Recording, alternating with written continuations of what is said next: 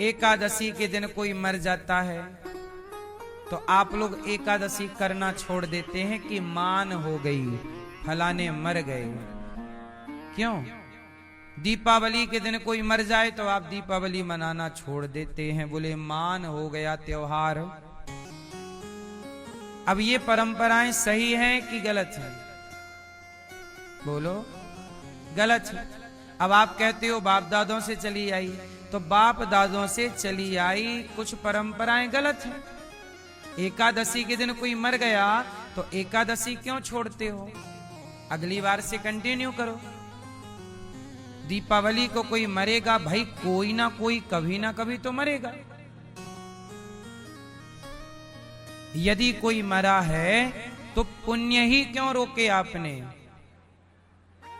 एकादशी क्यों रोक दी? क्या एकादशी में नाम जप करना, व्रत रखना भगवान के लिए, क्या ये पाप था? अरे रोकना ही था तो झूठ बोलना छोड़ दो कि आज झूठ नहीं बोलेंगे क्योंकि फलाने आज के दिन मरे थे। कपट नहीं करेंगे, बुराई तो छोड़ी नहीं, ले दे के एक अच्छाई रखी थी वही छोड़ दी।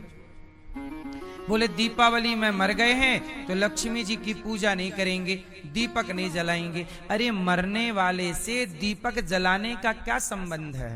वो तो मर ही गया। घर को रोशन करना क्या बुरा है? लक्ष्मी की पूजा करना क्या बुरा है? ये जो गलत मान्यताएं आपने बनाई हैं, ये शास्त्रों में कहीं लिखी नहीं है, आप लोगों ने मनमाने तरीके से स्टार्ट कर दी। हम लोग कोई भी त्योहार और भगवान का पूजन, भगवान, अब जैसे किसी के यहां कोई मर जाए, कुछ लोग तो ये भी कहते हैं कि बेटी का ब्याह हुआ है तो 1 साल तक मंदिर ना जाओ, 1 साल कोई मर गया तो 1 साल तक तीर्थ ना करो, मंदिर ना जाओ। मतलब मर गया तो 1 साल तक पूजा ना करो, 1 साल तक पाप भले करो। मतलब पाप करने के लिए मना ही नहीं है कि 1 साल झूठ ना बोलो, 1 साल तुम वैश्यालय ना जाओ, 1 साल तक गलत काम ना करो। गलत काम के लिए नहीं रोका, क्या रोक दिया? मंदिर ना जाओ। क्यों ना जाओ मंदिर? ये मरना जीना प्रकृति का खेल है।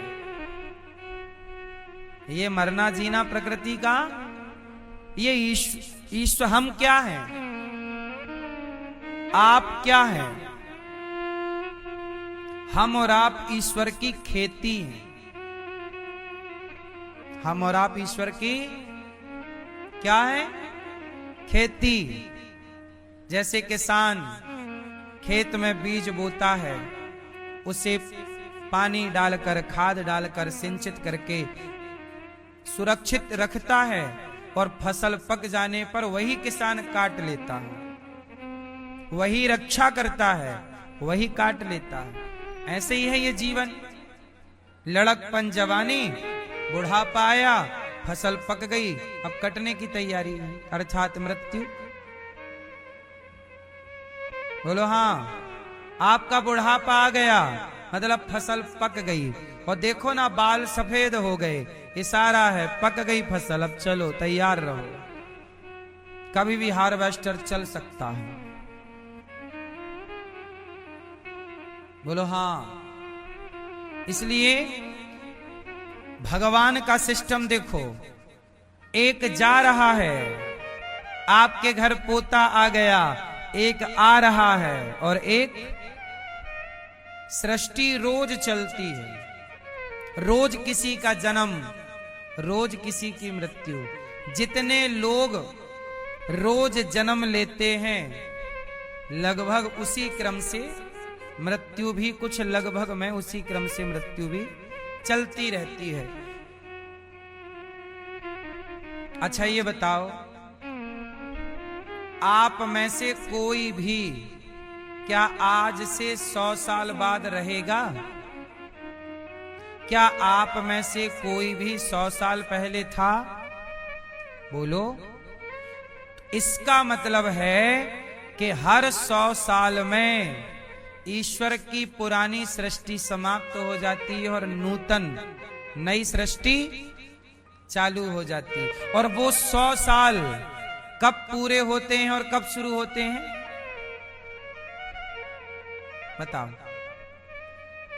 वो 100 साल कब पूरे हुए और कब शुरू हुए? बोलो मैया, बताओ। हर 100 साल में, क्योंकि 100 साल में तो पूरे जितने लोग अभी हैं, ये 100 साल के अंदर सब चले जाएंगे। बोलो हाँ। हम में से कोई भी 100 साल बाद जीवित नहीं रहेगा, लेकिन ये संसार फिर भी जस का तस चलता रहेगा। तो बताओ वो 100वां साल कब है? सुनो, वो 100वां साल है अभी, आज के दिन भी। आज से ठीक 100 साल पहले हम में से कोई नहीं था। आज भी वो 100वां वर्ष है और कल भी वो 100वां वर्ष है, परसों भी वो 100वां वर्ष रहेगा, क्योंकि हर दिन नई सृष्टि हो रही है, हर दिन पुरानी सृष्टि समाप्त हो रही है। हर दिन कोई नया पौधा जन्म ले रहा है और पुराना वृक्ष सूख रहा है। बोलो हाँ। पर वो सृष्टि का क्रम इतना सूक्ष्म है कि हम सबको पता नहीं लगता। क्यों? ये बात सही है कि नहीं है? इसलिए इस जगत से ज्यादा मोहब्बत ना करना, यहाँ के लोगों से ज्यादा प्यार ना कर लेना, क्योंकि यहाँ के लोग सब मुसाफिर हैं, यात्री हैं, आएंगे और चले जाएंगे, आना जाना लगा रहेगा। यदि यहाँ कोई प्रॉपर है अपना, तो बस मेरे तो गिरधर गोपाल, दूसरों ना। यहाँ कोई अपना है, हाँ, इस भरी दुनिया में,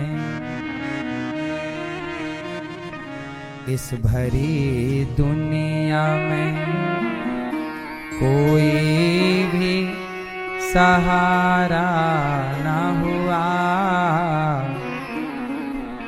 इस भरी दुनिया में कोई भी हमारा न हुआ। गैर तो गैर थे, अपनों का सहारा न हुआ। इस भरी दुनिया में लोग रो रो के भी इस दुनिया में जी लेते हैं। लोग रो रो के भी इस दुनिया में जी लेते हैं। एक हम हैं कि हंसे भी